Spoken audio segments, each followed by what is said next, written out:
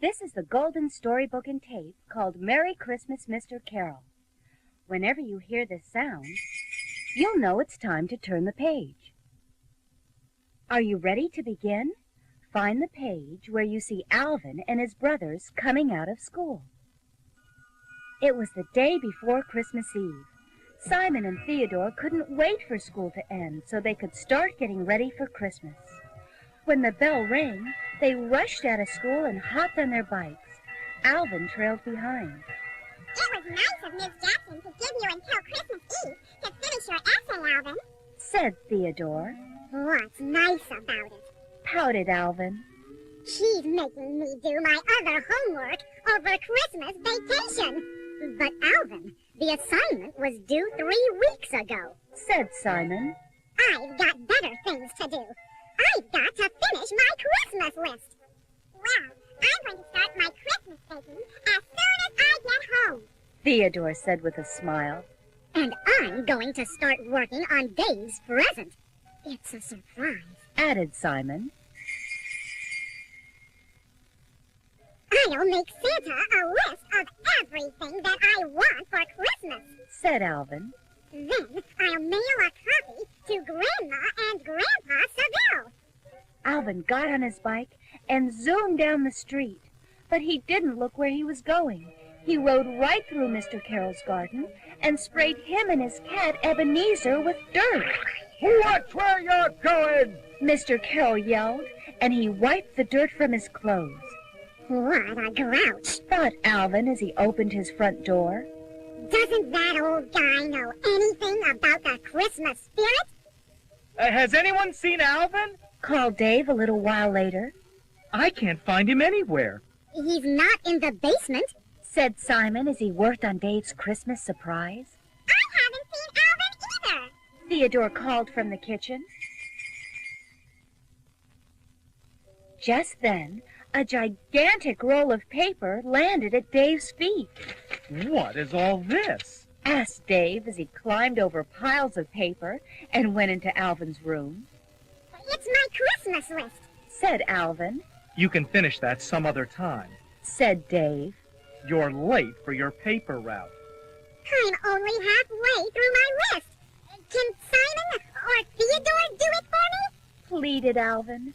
Alvin, it's your paper route. You do it. But if I don't get this list in the mail by 5 o'clock, explained Alvin, Grandma and Grandpa Seville won't have enough time to get me what I want for Christmas. It will have to wait, said Dave. Now go. In no time at all, Alvin was zipping through the neighborhood, tossing papers everywhere. He tossed his last paper, Mr. Carroll's, into the bird bath. It was soaked through and through. You'll have to get me a dry paper, called Mr. Carroll. But, Mr. Carroll, sighed Alvin, I don't have the time for that. I have to get my Christmas list in the mail by 5 o'clock. Have my paper here by sundown, or I'm going straight to your father, grumbled Mr. Carroll as Alvin took off on his bike. It took some time, but Alvin found a dry paper and delivered it to Mr. Carroll. Then he hurried home, but it was too late to mail off his Christmas list to Grandma and Grandpa Seville. It's all Mr. Carroll's fault, cried Alvin. Now I won't get any presents for Christmas. But Christmas is a time for giving presents, not getting them, said Dave. Not for me, it isn't, Alvin said with a sigh, and he walked to his room. Then Alvin remembered that his essay on the true meaning of Christmas was due tomorrow, but Alvin couldn't think of anything to write. Maybe I'll write about what the true meaning of Christmas isn't, he thought. I'll write about Mr. Carroll. He doesn't know anything about Christmas. Then Alvin started writing. Soon he fell asleep. Suddenly, he woke up and saw Dave floating on a cloud. Who are you? asked Alvin. I'm the spirit of Christmas past, said Dave. I'm here to show you how Christmas should be. He helped Alvin onto the cloud. They floated through the night. Soon they came to a small house. That's where we lived when we were little, said Alvin, smiling. Let's take a closer look, said Dave. They landed by the house and looked in the window. Simon, Theodore, and Alvin were little babies. Dave was sitting at the piano, unwrapping his Christmas presents, a pencil, a piece of paper, and an eraser. I remember that we didn't have enough money to get you real presents, said Alvin. But they were wonderful, said Dave. because they came from your hearts. It was a great evening. Alvin helped Dave write a Christmas song, Simon hung the lights, and Theodore made popcorn. The next thing Alvin knew, he was back in his room, and Dave had disappeared. Suddenly, a pile of toy catalogs moved around on the floor. Out popped Theodore, dressed in a shiny new Santa suit and carrying a large sack. I'm the spirit of Christmas presents, Said Theodore. What's in the sack? Asked Alvin. Come closer and see, Said Theodore. When Alvin looked in the sack, he saw that it was already Christmas Day. He saw poor old Mr. Carroll and Ebenezer. Although Mr. Carroll didn't get any presents, he gave Ebenezer a toy mouse. Mr. Carroll didn't really care about Christmas presents, but he wanted his newspaper.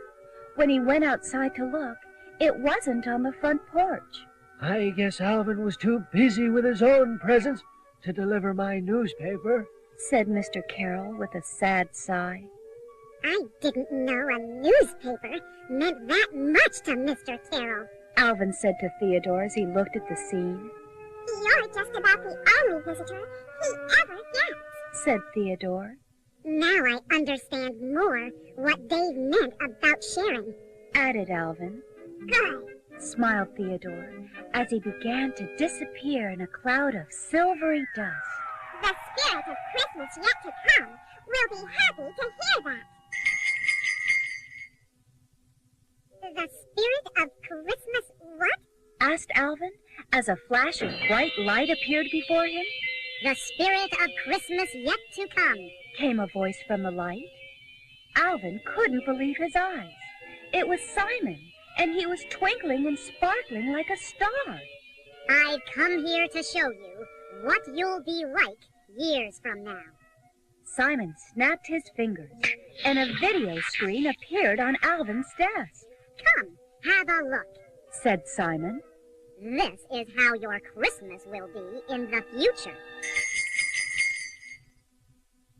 Alvin looked at the screen, and he saw Theodore cooking Christmas dinner in the kitchen. Then he saw himself running in with a bag full of presents. At last, I'm done with my Christmas shopping. Cried Alvin. And all of the presents are for me, as usual. Sighed Theodore, and he put the last dish on the table. Boy, am I hungry. Said Alvin, and he started eating everything in sight. The more Alvin ate, the bigger he got. There's nothing left for Christmas dinner. Sobbed Theodore. I left you the Brussels sprouts. Said Alvin with a huge grin. Just then, Dave and Simon came in with Grandma and Grandpa Seville. Where are my presents? I want my presents! Shouted Alvin, and he knocked Grandma and Grandpa Seville to the ground. They're under the tree, Said Dave. and they're all for you. All for me! All for me! Yippee! The presents are all for me! Shouted Alvin as he jumped for joy. But the more he jumped, the more the wall shook. Then the ceiling began to crumble, and the chimney started to fall down. The house is falling apart! Cried Alvin as he shut off the video screen. I don't like myself in the future. Well, you can change that. Smiled Simon. All you have to do is give instead of get. Then everything will be fine. I'll change, Said Alvin. I promise. Then in a flash, Simon was gone. Alvin woke up. He finished his essay and got to work on another list. This time it was a list of presents he planned to give. The next day, Alvin handed in his essay. Ms. Jackson said it was the best paper he'd ever done.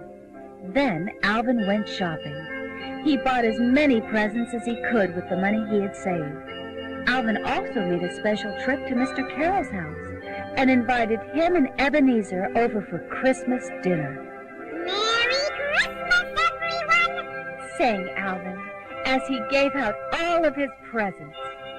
This is the best Christmas ever!